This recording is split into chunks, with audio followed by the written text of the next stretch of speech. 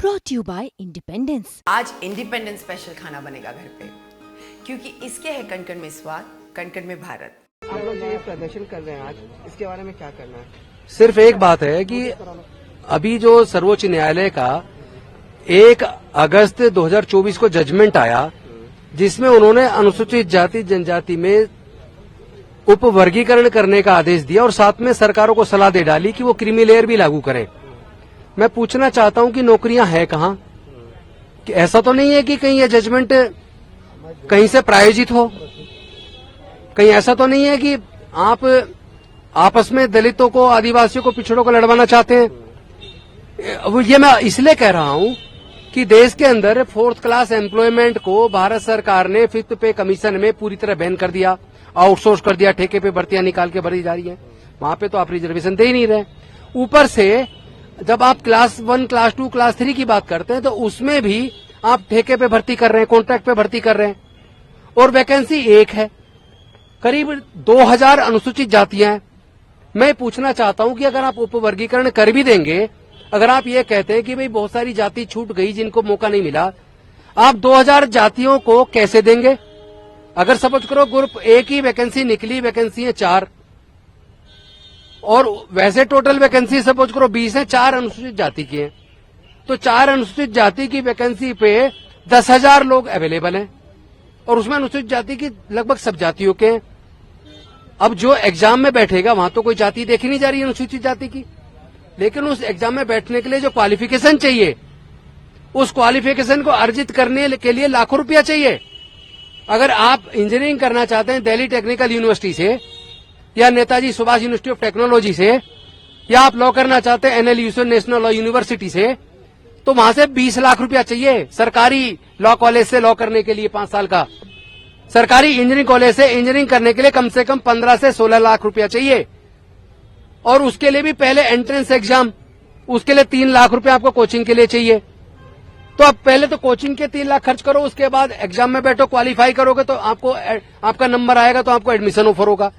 फिर आपको वो 4 साल की डिग्री और 5 साल की डिग्री करने के लिए उसके लिए 15 से 20 लाख रुपया चाहिए।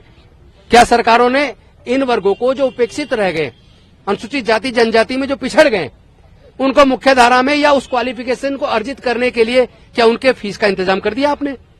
आप उनकी फीस का इंतजाम तो कर नहीं रहे। ठेकेदारी प्रथा आप खत्म कर नहीं रहे।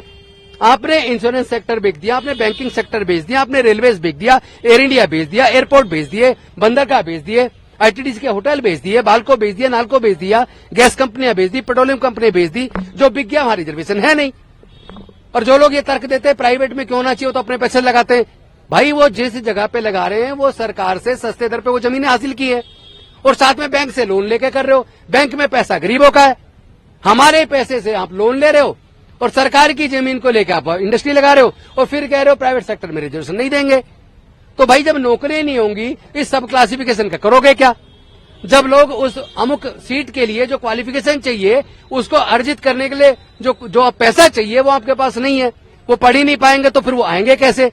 और मैं इसको बड़े एग्जाम्पल देके बताता हूं। जैसे अगर हम हरियाणा की बात करें तो हरियाणा के अंदर 78 अनुसूचित जाति हैं। 78 अनुसूचित जाति की जनसंख्या लगभग 64 लाख और कुछ हजार है। और उसमें आपको मैं एक मजेदार आंकड़ा दिखाता हूं, आप देख के खुद चौंक जाएंगे कि किस तरह बेवकूफ बनाया जा रहा है। देखिए ऐसी जातियां भी हैं जो 4th क्लास में भी, 4th क्लास में ऐसी बहुत सारी जातियां जिनको आज तक एक भी 4th क्लास में भी एम्प्लॉयमेंट नहीं मिला। ये देख लीजिए, जो आपको आंकड़े कोई दिखाएगा नहीं। ये देखिए, ये जातियां हैं। टोटल जनसंख्या